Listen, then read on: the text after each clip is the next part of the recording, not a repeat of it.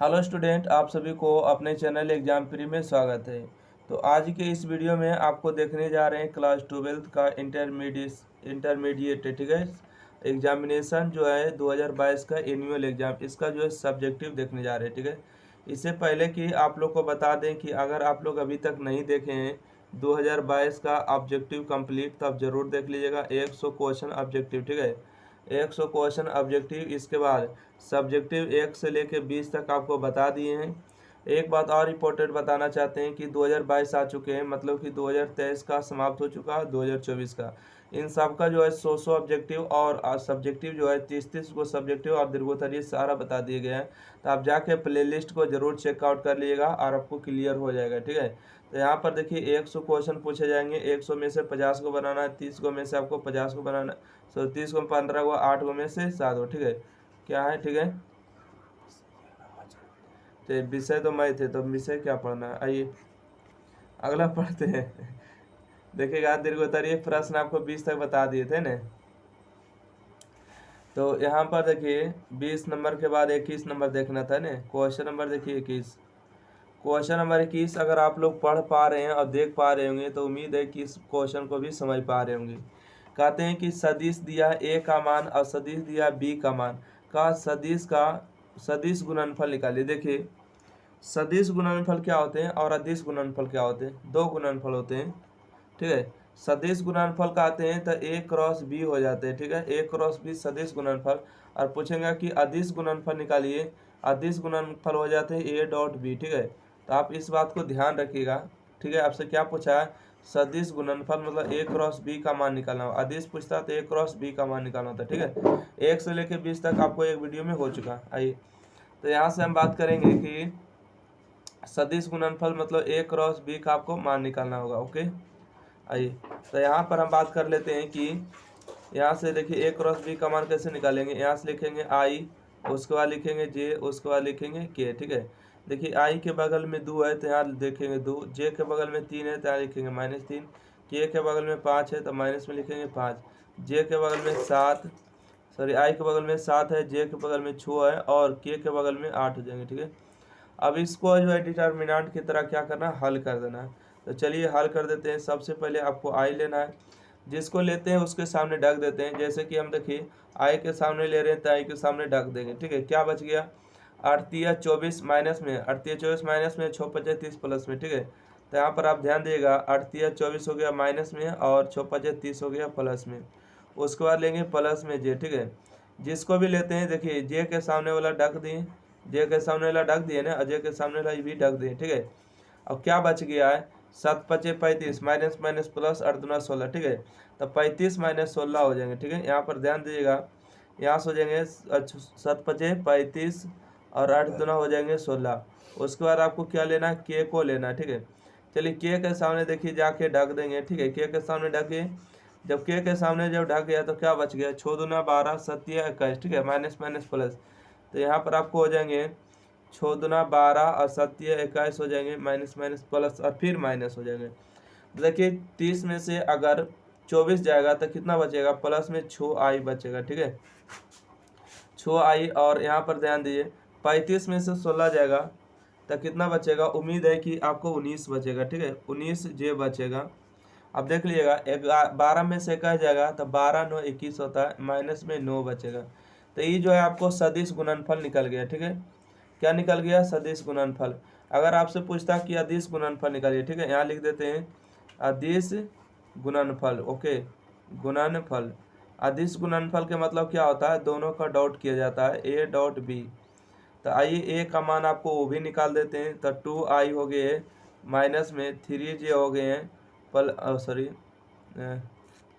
यहाँ ध्यान दीजिएगा, यहाँ हो गए 5 और के हो गए। ठीक है, यहाँ पर डॉट करना है, कितना करना है? माइनस में हो गए 7 आई, प्लस में हो गए 6 जे हो गए, प्लस में हो गए 8 के। ठीक है, 8 और के हो गए। ठीक है, इस बात को ध्यान रखिएगा। आइए अदिश गुणनफल निकाल रहे हैं।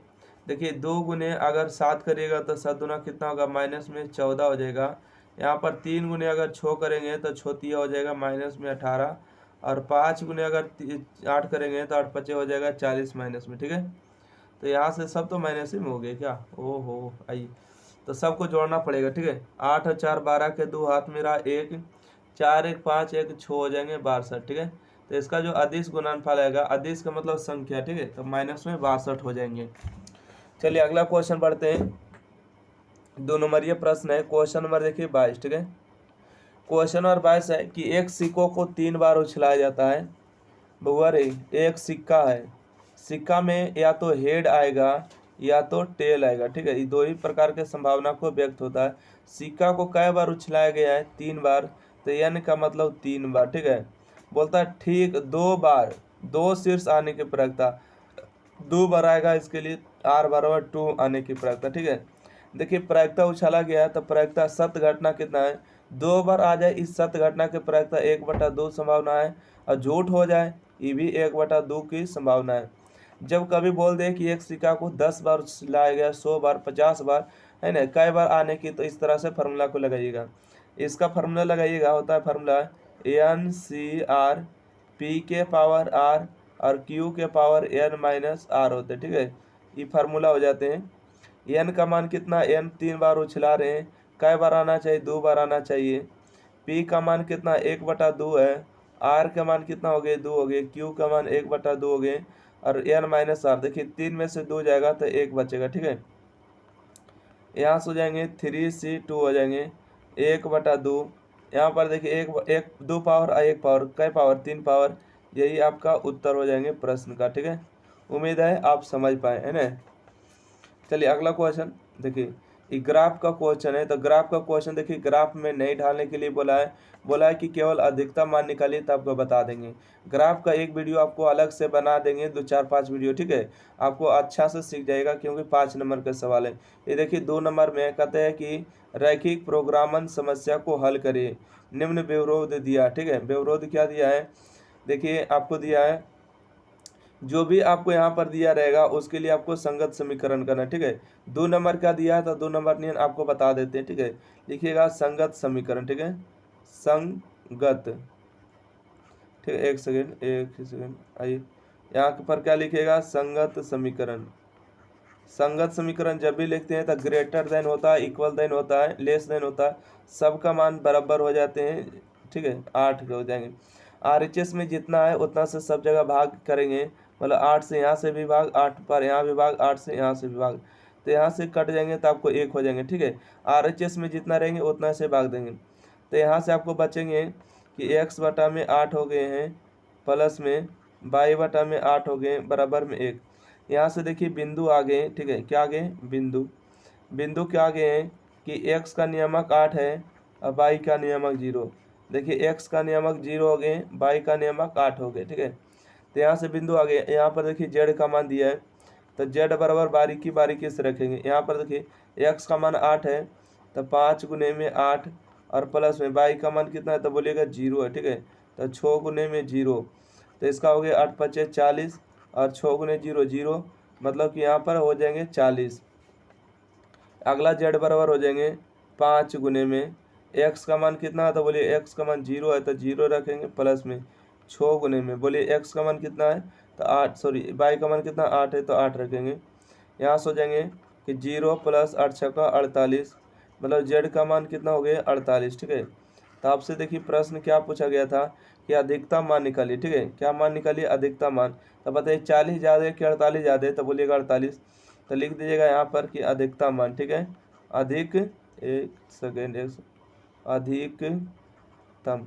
अधिकतम मान कितना हो गया, तो बोलिएगा 48 सही जवाब, ठीक है। यहाँ पर आंसर दर्शा दीजिएगा। उम्मीद है समझ गए। अगला क्वेश्चन, स्क्रीनशॉट लेने में बिल्कुल भी देरी ना करें, है ना। आइए, कहते हैं कि r बराबर 6 सेंटीमीटर त्रिज्या वाले वृत्त के क्षेत्रफल के परिवर्तन की दर इसकी त्रिज्या r के सापेक्ष ज्ञात करें। देखिए पहले नंबर तो बात करेंगे वृत्त का क्षेत्रफल जो है, वृत्त का क्षेत्रफल परिवर्तन की दर किसके सापेक्ष निकालना है, r के सापेक्ष, मतलब r के सापेक्ष अवकलन करना है।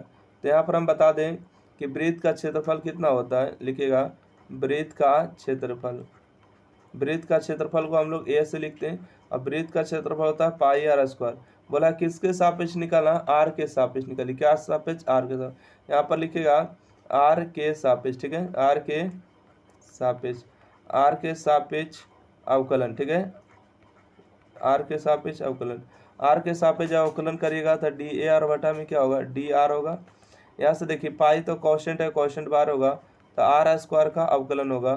तो हम सभी लोग जानते हैं कि आर स्क्वायर का अवकलन कितना होगा, 2r होगा, क्योंकि पावर आएगा गुना में, पावर में एक घटेगा।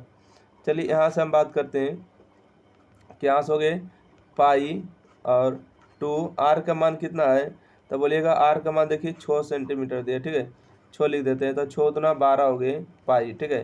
देखिए जब भी क्षेत्रफल निकलता है या घटता है बढ़ता है तो उसके लिए सेंटीमीटर स्क्वायर प्रति सेकेंड होता है, ठीक है।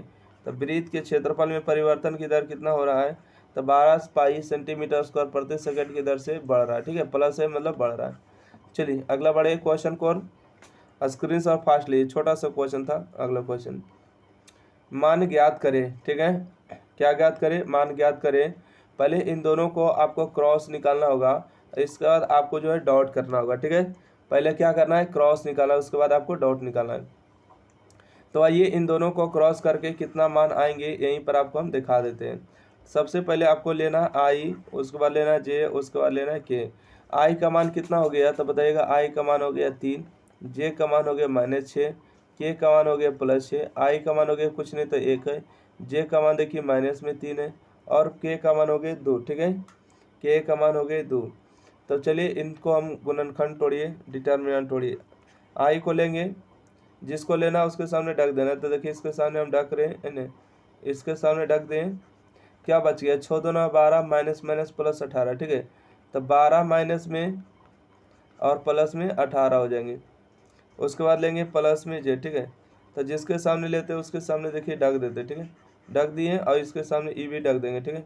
देखिए इसको ढक देंगे, क्या बच गया, 6 एकम 6, 3 दूना 6, तो मतलब कि 6 माइनस 6, ठीक है, क्या बचेंगे 6 माइनस 6 बचेंगे। प्लस में आपकी बार क्या लेना है, के लेंगे। तो देखिए इसके सामने हम लेंगे 6, इसके सामने 6 ले लिए, इसके सामने देखिए ढके, के सामने ढके, 6 तिया 3 तिया 9, सॉरी 3 तिया 9 हो जाएंगे, अब प्लस में हो जाएंगे 6, ठीक है। तो यहाँ से हो जाएंगे 3 तिया 9 हो जाएंगे और माइनस माइनस प्लस हो जाएंगे 6, ठीक है। आइए यहाँ पर देखते हैं, तो यहाँ पर हम बात करेंगे 18 में से 12 जाएगा तब प्लस में 6 आई बचेगा। अब यहाँ से हम बात करेंगे, यहाँ से ध्यान दीजिए 6 में से 6 जाएगा तो प्लस में 0 जे होगा और 6 में से 9 जाएगा तो माइनस में 3 के हो जाएंगे, ठीक है, 3 के। तो इन दोनों का जो क्रॉस है आपको इतना आया है तो इनको डॉट कर देंगे, ठीक है। 2i प्लस में 3j माइनस में 4k, ठीक है, 4k। और यहाँ पर इसको डॉट में ला देंगे, यहाँ पर इन दोनों का क्रॉस गुणनफल इतना आया है, लिखेंगे 6i प्लस में 0j माइनस में 3k, ठीक है। चलिए एक सेकंड, ये थोड़ा छोटा हो गया ना, आइए यहाँ पर, चलिए हो गया, बड़ा हो गया है ना। अब आइए इन दोनों का गुना कर देते हैं, 6 गुने 2 करेंगे तो हो जाएगा 6 दुना माइनस में 12। देखिए 3 गुने अगर 0 करेंगे तो हो जाएंगे 0, 4 गुने 3 करेंगे तो माइनस माइनस प्लस होंगे, 4 तिया 12, तो 12 माइनस प्लस 12 कितना हो जाएंगे, 0 हो जाएंगे। इस प्रश्न का उत्तर है ना। उम्मीद है आपको समझ में आ गया होगा। चलिए अगला क्वेश्चन की ओर आगे बढ़ते हैं। क्वेश्चन नंबर, इससे पहले स्क्रीनशॉट ले लीजिए, ठीक है। एग्जाम प्रिय अच्छा लगता है सब्सक्राइब करें, शेयर करें, सपोर्ट करना बिल्कुल ना भूलें, ठीक है दोस्तों। देखिए क्वेश्चन नंबर 27, ठीक है। क्वेश्चन नंबर 27 में आपसे क्या पूछा गया, ध्यान दीजिए। कहता है यदि ई और एफ इस प्रकार की घटना है कि पी ई बराबर इतना है, पी एफ बराबर इतना है, तब पी इंटरसेक्शन ये, तब पी ई बटा एफ का मान निकाला है ना। देखिए ये तो बहुत अच्छा है, इसका हो जाएगा डायरेक्ट, इसका फार्मूला पता होना चाहिए, ठीक है। पी ई बटा में एफ ऐसे लिखिए या तो ऐसे तिरछे करके लिखिए, कोई दिक्कत नहीं, ठीक है। इसका फार्मूला होगा पी ई इंटरसेक्शन एफ, ठीक है, इंटरसेक्शन एफ, और जो बटा में होता है उसको से भाग दिया जाता है, एफ भाग में है तो पी एफ से भाग दीजिएगा, ठीक है। किसको से भाग दीजिएगा, पी एफ से भाग हो जाएगा। पी इंटरसेक्शन एफ का मान कितना दिया बोलिएगा, 0.2 दिया है, और पी एफ का मान कितना दिया, पी एफ का मान 0.3 दिया, ठीक है, 0.3। ई भी दशमलव हटेगा, ई भी हटेगा, तो इसका आंसर होगा 2/3। इस प्रश्न का उत्तर हो जाएगा। देखिए कितना 2 नंबर छोटा सा प्रश्न है ना। आइए क्वेश्चन नंबर 28। क्वेश्चन नंबर 28 में कि 2 पासा को एक साथ फेंका जाता है, अंकों का योगफल 9 या 11 आने की प्रायिकता, ठीक है। देखिए इसको थोड़ा सा हम बताते हैं कि अगर एक पासा को फेंकेंगे तो एक पासा सैंपल स्पेस क्या होगा 6 आएगा, 2 पासा को फेंकेंगे तो फिर 6 आएगा, तो सैंपल स्पेस कितना होगा 36 होगा। तो बोला कि अंकों का योगफल 9 आना चाहिए, ठीक है, अंकों का फल होना चाहिए 9। तो अगर बात करेंगे कि इवेंट घटना देखिए कैसे होगा, नंबर ऑफ सैंपल स्पेस कर दिए, ठीक है, नंबर ऑफ सैंपल स्पेस हो जाएगा 36, ठीक है। तो यहाँ से हम बात करेंगे घटना कितना प्रकार से आएगा, 9 आना चाहिए। तो देखिए पहला पासा पर मान लेते हैं कि 4 होगा और दूसरा पासा पर 5 होगा, तभी तो 9 होगा ना। हो सके कि पहला पासा पर 5 आ जाए, दूसरा पासा पर 4 आ जाए तो 9 हो जाएगा। अब बात करेंगे कि पहला पासा पर 6 आ जाए, दूसरा पासा पर आ जाएगा 3 तो 9 हो जाएंगे। पहला पासा पर 3 आएगा, दूसरा पासा पर 6 तो 9 हो जाएंगे। अब बताइएगा किसी प्रकार से और 9 आएगा क्या? अगर आ सकता है तो आप लोग बताइए यस नो। आप देखिए एक से लेकर तो होता है 6 तक, है ना, एक से होता है 6 तक, है ना। तो 6 और 3 को जोड़ेंगे 9, है ना, 6 3 को 9, 5 और 4 को जोड़ेंगे नहीं, बाकी 4 और 4 में कितना भी जोड़िए तो नहीं आएगा, ठीक है, नहीं आएगा। चलिए अब देखिएगा बात करेंगे 11। 11 कैसे आएगा? या तो पहला पासा पर 5 आएगा, दूसरा पासा पर 6, या तो पहला पासा पर 6 दूसरा पासा पर 5। अब 11 नहीं आएगा। तो नंबर ऑफ इवेंट कितना होगा, यानी घटना की संख्या, तो हो जाएगा 1 2 3 4 5 6। तो नंबर ऑफ इवेंट 6 हो गया। और तब देखिए प्रायिकता का जो फार्मूला होता है क्या होता है, प्रायिकता का फार्मूला पीई बराबर क्या होते हैं कि एन ई होते हैं और बटा में एन एस, ठीक है, एन ई बटा में एन एस। तब पी ई बराबर एन ई बटा पी, एन ई का मान कितना हो गया 6 हो गया, एन एस का मान कितना हो गया 36 हो गया। काटेगा 6 एकम 6 और 6 छका 36, मतलब कि 1 बटा इसका 6 हो जाएंगे, इसका सही जवाब है ना। उम्मीद है कि आपको प्रायिकता को क्वेश्चन समझ में आ गया। चलिए अगला क्वेश्चन देखते हैं, क्वेश्चन नंबर 29, ठीक है। क्वेश्चन नंबर 29 है कि इंटीग्रेशन है 1 से लेके 2 तक और लॉग है ना एक्स का आपको समाकलन करना है।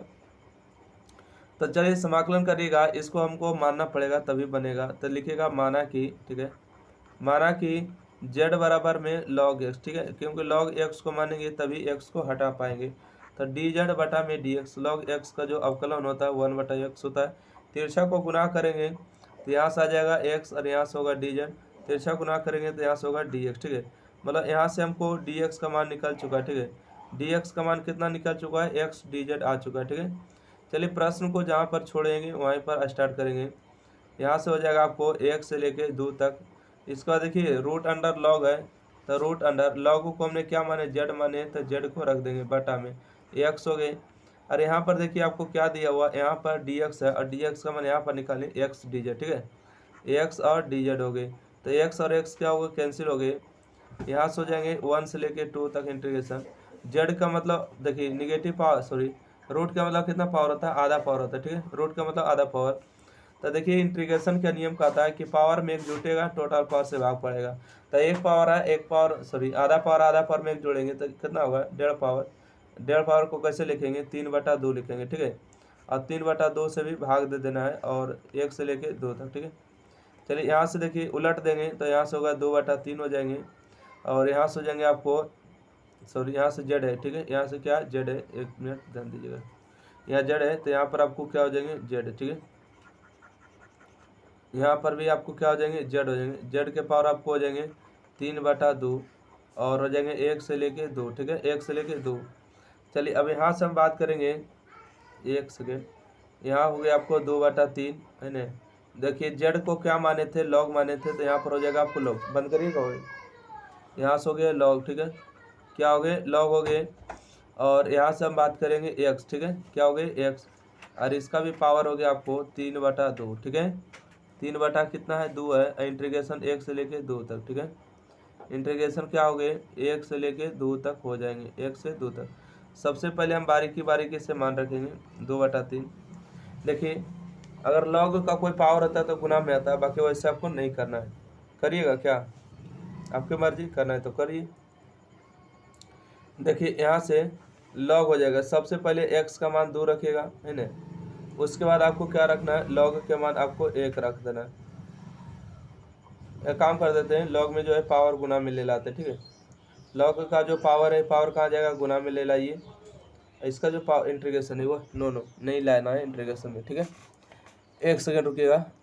यहाँ ध्यान दीजिए, यहाँ से आपको हो गए लॉग के पावर हो जाएंगे 2, है ना। इसका पावर कितना हो जाएंगे 3/2 हो जाएंगे, और यहाँ पर हो जाएंगे log 1, ठीक है। log 1 के पावर हो जाएंगे 3/2, ठीक है, 3/2 log।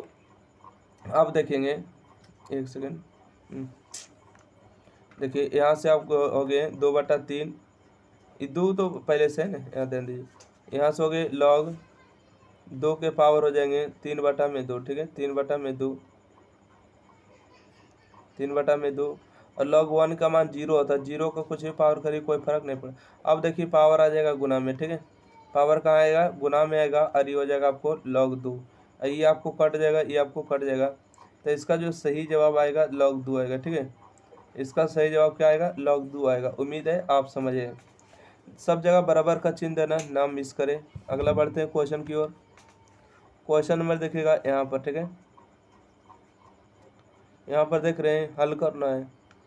कौन कौन है जो हल कर सकते हल करिएगा क्या, यस नो। देखिए क्वेश्चन नंबर 30, 2x 3/5 dx इतना दिया है, तो y बराबर vx मानिएगा तो बन जाएगा, ठीक है। y बराबर क्या मानिएगा, vx, ये तो कांस्टेंट दिया है ना। चलिए रहने देते हैं क्वेश्चन नंबर 30 को।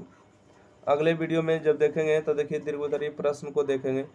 ओके, दीर्घोत्तरीय प्रश्न आपको देखिए 1 है, 2 है, 3 है, 4 है, 4 गो है ना, जिसमें से आपको 2 को बनाना होता है, ठीक है। दो दीर्घोत्तरीय प्रश्न 4 प्रश्न को बनाना होता है, और भी है क्या, अच्छा और भी है, अच्छा अच्छा। तो चलिए अगला वीडियो में जो है दीर्घोत्तरीय प्रश्न को समाप्त करेंगे।